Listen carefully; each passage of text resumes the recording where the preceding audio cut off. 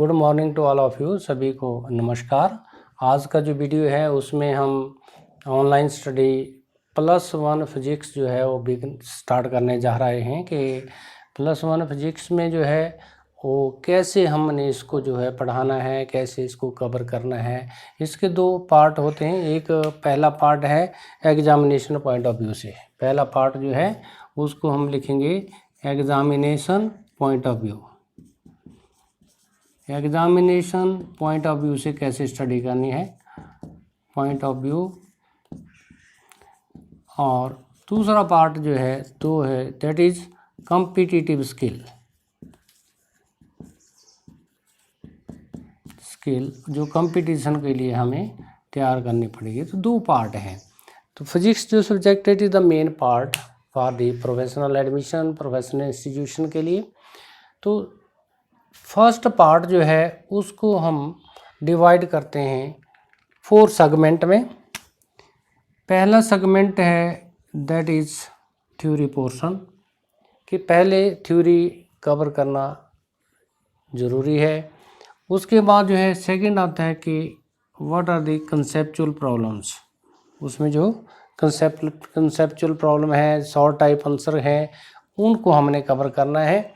Third है कि simple numerical based upon the subject matter that is theory के ऊपर जो है सिंपल न्यूमेरिकल को सॉल्व करना है।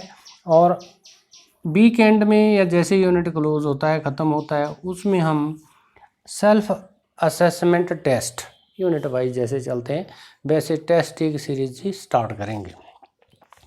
तो सबसे पहले जो है कि जो फर्स्ट पार्ट है एग्जामिनेशन पॉइंट ऑफ व्यू से हमें सबसे पहले तो एलिजिबिलिटी क्राइटेरिया को फिट करना है। उसमें जो किसी भी कंपटीशन में बैठने के लिए बेसिक एलिजिबिलिटी होना बहुत ज़रूरी है, तभी आप जो कंपटीशन में कहीं बैठ सकते हैं।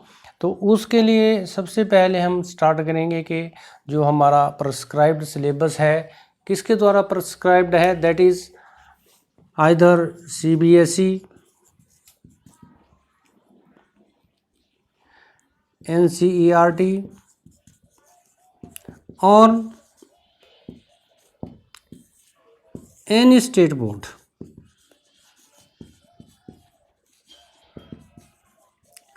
हर एक स्टेट बोर्ड का अपना होता है, लेकिन कॉमन जो है जनरली CBSE फॉर ऑल, तो सभी के लिए होता है। तो कोशिश करेंगे कि मैक्सिमम सिलेबस जो है that is covered on the CBSE pattern और ऑन द स्टेट बोर्ड जो है इसमें पर्टिकुलर हम फोकस करेंगे HP state board of school education.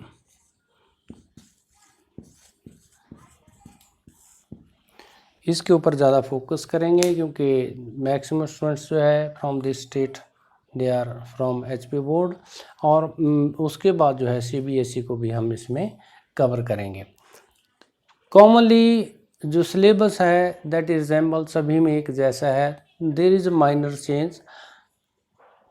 सबसे पहले थ्योरी पोर्शन है। थ्योरी पोर्शन करने के लिए क्या करना पड़ेगा हमें कि एक जो आर्टिकल्स हैं वो बिल्कुल सिंपल एग्जांपल से हम स्टार्ट करेंगे। फोकस करेंगे कि इस जो कोई आर्टिकल गिवन है उस पर as per curriculum design syllabus उसके अनुसार जो थ्योरी पोर्शन है उसको स्टडी करेंगे।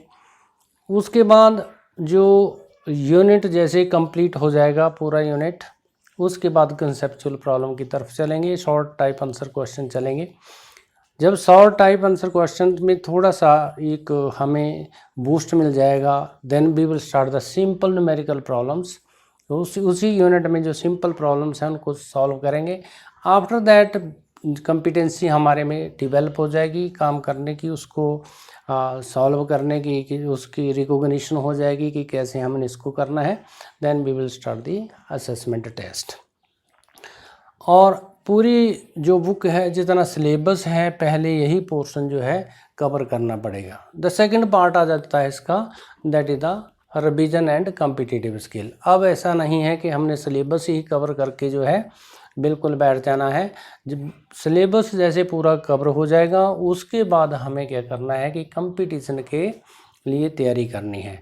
तो साथ में रिवीजन भी होता जाएगा और कंपटीशन की तैयारी भी हम करेंगे। इसमें टिपिकल प्रॉब्लम जो है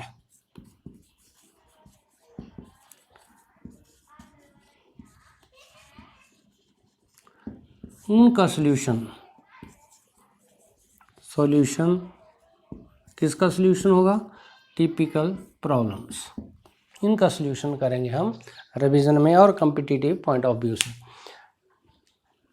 एक्चुअली क्या है कि मोस्ट ऑफ द स्टूडेंट, बहुत से ऐसे स्टूडेंट हैं जो कि रूरल बैकग्राउंड से हैं और उन्होंने 10th स्टैंडर्ड तक जो है हिंदी मीडियम में साइंस जो है स्टडी कर रखी है। जैसे ही +1 में स्टूडेंट आता है तो एकदम स्विच ओवर करना पड़ता है उसे इंग्लिश मीडियम में। तो अगर मैं इंग्लिश मीडियम में डायरेक्टली उसको पढ़ाना स्टार्ट कर देते हैं तो it is very difficult to understand, उसे समझने में बहुत मुश्किल होती है सारी चीज़ें। तो थोड़े थोड़े सेंटेंस जोड़ करके समझा करके हमें जो है इंग्लिश मीडियम की तरफ को स्विच ओवर करना है, तभी हम इसको कर पाएंगे। अगर हम स्टार्टिंग से ही इंग्लिश मीडियम में स्टार्ट कर देंगे और देर इज बाइलिंगुअल नहीं होगा, हिंदी में नहीं बोलेंगे या लोकल में नहीं बोलेंगे, तो बच्चों को समझ नहीं आता है, इजीली वो कंसेप्ट उनके माइंड में नहीं जाते, एक क्रैमिंग बन जाती है। तो फिजिक्स में क्रैमिंग जो है करने की ज़रूरत नहीं होती है। कुछ एक टर्म्स हैं जिनको हमें क्रैम भी करना पड़ता है, ऐसा नहीं है कि 100% चीज़ें जो है वो उनको एनालाइज या सॉल्व करके करना पड़ता है। कुछ एक चीज़ें जैसे डेफिनेशंस हैं या लॉज हैं, वो हमें एज इट इज़ उनको हम चेंज नहीं कर सकते, उसमें नया कुछ ऐड नहीं कर सकते हैं, उन्हें एज इट इज़ हमें इस लेवल पे याद करना पड़ता है। तो वहाँ पे क्रैमिंग जो है भी करनी पड़ेगी, कुछ एक लॉज की और कुछ डेफिनेशंस की साथ में क्रैमिंग भी चलेगी। But when we understand the article, problem को जब तक हम समझ नहीं पाते हैं तब तक हमें उसे आगे प्रोसीड नहीं करना चाहिए, क्योंकि जो फिजिक्स है एक सिस्टम से भी हमें पढ़नी पड़ेगी, एक सिस्टम से ही उसे जो है वो जा कर के आगे सॉल्व करना पड़ेगा। अगर हम एक सिस्टम नहीं डेवलप करेंगे, सिस्टमेटिकली नहीं चलेंगे, कभी यहाँ से आर्टिकल उठाया, कभी दूसरे यूनिट से, कभी लास्ट यूनिट से, कभी बीच में से उठा लिया, तो क्या होगा उसमें कि को कंसेप्ट जो है, जो उसका सिस्टम है स्टडी का, उस सिस्टम सारा डिस्टर्ब हो जाएगा। तो एक बेसिक चीज़ें जो है +1 में दे रखी हैं फिजिक्स की, जो हम लोगों ने सॉल्व करनी है, अंडरस्टैंड करनी है। मेरा पढ़ाने का मतलब यही है कि बच्चे जो एक 0 पॉइंट से के ऊपर लेवल पे हैं, किस लेवल पे हैं? 0 लेवल पे हैं, तो उनको 0 लेवल से जो है लेवल से मैक्सिमम की तरफ को ले जाना है। ये जो 0 लेवल है, ग्राउंड लेवल जिसे हम कहते हैं, इससे मैक्सिमम की तरफ को ले जाने की कोशिश रहेगी। और ये तभी हो पाएगा जब बोथ इंटरेक्टिव सेशन हो, दोनों तरफ से ही क्वेश्चन आंसर हो। लेकिन ऑनलाइन स्टडी में इट इज़ नॉट पॉसिबल कि इंटरेक्ट किया जा सके। फिर भी एक लिंक दिया जाएगा, उस पर बच्चे अपनी प्रॉब्लम जो है वो सॉल्व भेज सकते हैं, और जिसे मैं नेक्स्ट वीडियो जो भी बनेगा उसमें एक इंटरेक्टिव वीडियो बना कर रखिए कि उसमें प्रॉब्लम आई है तो इसको कैसे सॉल्व करना है, ये प्रॉब्लम आई है तो इसको कैसे सॉल्व करना है। वैसे भी हम एक साथ में वीडियो साथ में चलाते जाएंगे। तो सबसे पहला फोकस हमारा थ्योरी पोर्शन के ऊपर रहेगा, जो हमने सबसे पहले करना है। उसके बाद जब जैसे यूनिट का थ्योरी पार्ट खत्म होगा तो कंसेप्चुअल प्रॉब्लम जितने भी उसमें अराइज होती हैं, सारी कंसेप्चुअल प्रॉब्लम को या शॉर्ट टाइप आंसर क्वेश्चन को हमने सॉल्व करना है। After solving this we have to proceed simple numerical problem. ऐसा नहीं है कि टिपिकल की तरफ नहीं जाना है, टिपिकल प्रॉब्लम्स हैं इधर को नहीं जाएंगे। सबसे पहले सिंपल न्यूमेरिकल प्रॉब्लम, ताकि आपको एक numeral ability can be developed, numerical solve करने की एबिलिटी भी साथ में डिवेल्प करनी पड़ेगी। और after that we have a assessment test.